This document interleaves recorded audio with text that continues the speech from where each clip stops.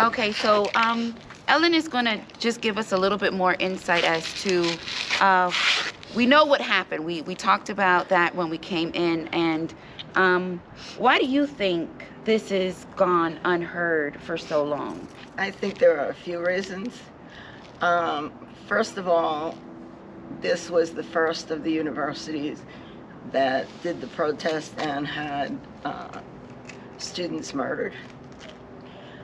It was 2 years before Kent State and 2 years before Jackson State, which people know about, and they didn't know about this. And I think there were two reasons. One is the police and the state government didn't want people to know. Okay, so they were trying so to... that was one reason. Yeah, and the second reason is that Martin Luther King was killed about that time and took up all the news. Okay, so, you know, Martin Luther King, it was also another unfortunate situation. Course, so it seems horrible. to be, you know, one thing drowned out the other. And I'm glad that we're able to cover that.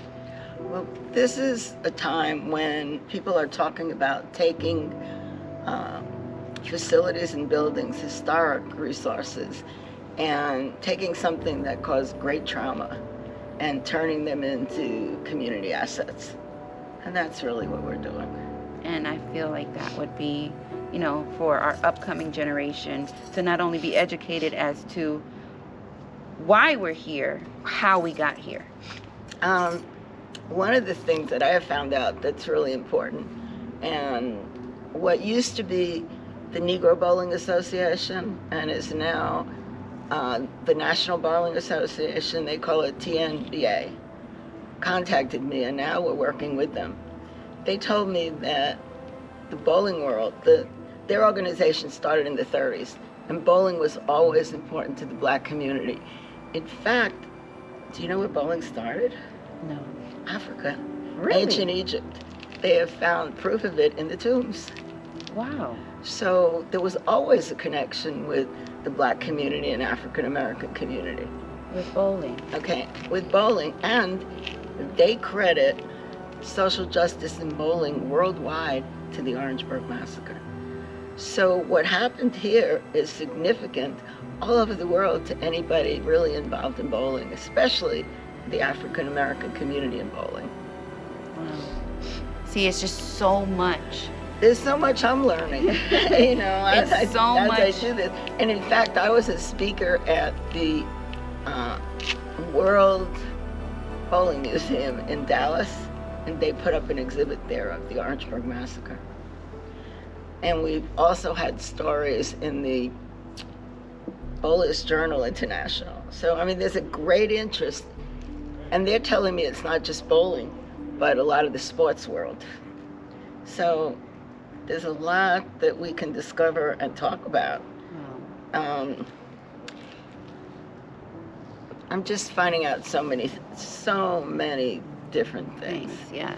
And also there are people in the community that are not really, that don't point totally to the man who owned the bowling lanes, but actually point mostly to the police, because the person who didn't let them bowl didn't kill them, right, or beat them, although he was responsible, so I'm not giving him a pass. But the actual murders were done by the police, shooting on the South Carolina State campus. Students were there with a bonfire and they were demonstrating. And the police, there were state police, local police, federal police, they shot into a group of unarmed students. Yes. Those police were tried and exonerated. However, Cleveland Sellers, who's on our board, who was here to try to put together some African American studies classes, and is from the local area, from Denmark, they said he was the instigator. He was shot and wounded. 29 people at least were shot and wounded. And they took him to jail, wounded. And he was convicted. And the reason they were so intent on getting him, because he was a big civil rights activist, and had been important in SNCC, Student Nonviolent Coordinating Committee. And he served 7 months in jail, in a federal prison too. And later he became the president of Voorhees College. Wow. He's on our board too, so. And his son, Bakari Sellis, has written a book where he talks about it. Talks about how the most significant day in his life happened before he was born. Right. So, I mean, you said you know the story, so you Yeah. asked me something else, I'm sorry. I was asking as far as when everybody, when they came over and the National Guard was in the parking lot and they were stopping them from actually, I guess, trying to They come wanted to the come and building. bowl. Mhm. So what led up to the actual beatings here in, if you know? What I've heard two things. One is that somebody accidentally got pushed against the glass and glass cracked. Okay.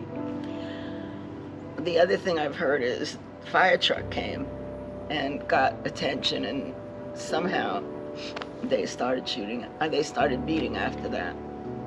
So there were 2 days when there were beatings here. Wow. They came the first time, and then they came back the next day. So that was the 6th and 7th.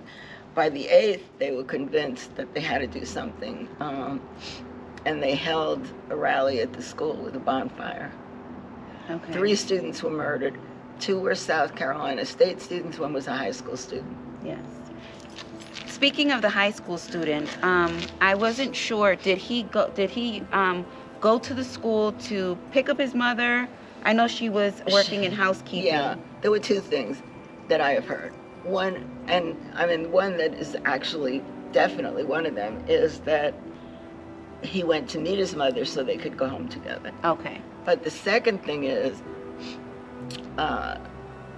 somebody who was doing plumbing in my house told me a different story. Okay. He said that, I mean, that part was true anyway, that he was waiting for her, but he said that there was a group of high school students, and they decided on the way home they would go through the campus and see what was going on. I was telling, did you get the part that I said that the plumber said? Yes. Okay, so we all know, I'm sorry, my camera died, and we were just covering the plumber that came to do some work for Miss Ellen that told her that... Okay, he said that some of the high school students decided to go through the campus and see what was going on. See what was going on, so... Okay, and Delano Middleton was one of the students. Most of the students decided they were going to go home, and he said he was staying, first of all, because he was waiting for his mother, and he wanted to really get closer and see what was happening. Right. And so he was the shooting was indiscriminate, just into a group of students. You're right. There's also something that I've read that allegedly something was thrown at the officers, which caused them... No, that is not anything documented. That's people who want to say it was the student's fault. It was not the student's fault. And that's why I said allegedly. Mm-hmm. And I guess that was something that was used to give reason for them to open fire. Yeah, they have said the students had weapons. Students had no weapons. Okay. It was a student demonstration. Right. You know? How many were you in that nobody had weapons? And, Right. You know, right. And as far as the amount of officers that actually opened fire? I want to say it's 7 or 9. I can look it up. Okay, yes, can't remember. I've heard about that. It was about 9 And they were the ones that were found not guilty, and Cleveland Sellis was found guilty. Okay. And it's something that has impacted his whole life. Right. Because when he goes, they let him out of jail, but they never exonerated him and said he didn't do anything wrong. And so when he went to Canada at one point, they wouldn't let him in the country. Wow. And he became the president of a university. So you can see how really horrendous it was, and the results and what happened afterwards. Right. I mean, it's something that he had to take with him for the rest of his life. He's still living with it today. Everybody, the people that were injured are all living with it. But we are really intent on doing this project with oral histories because people are getting older, Yes. and it's really imperative that we have the stories. After we have all of that, we're going to do a digitization of it, Okay. and there will be something online that everybody in the world can look at. That's amazing. That would be great. And that way, it won't be an untold story. It won't be or an it won't untold be story. And- what they heard or what they think. It would be the truth of what happened. And it won't be an untold story after July. There's just a small segment of a national show, but it is a small segment. We've also been contacted by a company in Toronto, but I think the truth, a lot more has to be documented. There was a book, there was a film, but a lot more needs to be said. Yes, I agree 100%. Ellen, I thank you so much for your time. You're welcome. And inviting me here to take a look for myself and you filling me in. Come back when we do more work on it. Most definitely. So we will be covering this story again once Ellen finishes up and makes it habitable for everybody to come in and experience what. I want to tell you one more thing. Yes. If you go that way, first you'll come upon the new $10 million county library, which is always busy. It's beautiful, and the community uses it. There's a conference center there too. If you go on the other side of it, you'll see a lot of boarded up buildings that you might want to take a picture of. Okay. Okay, those buildings were purchased by the city, and they put out a call for proposals.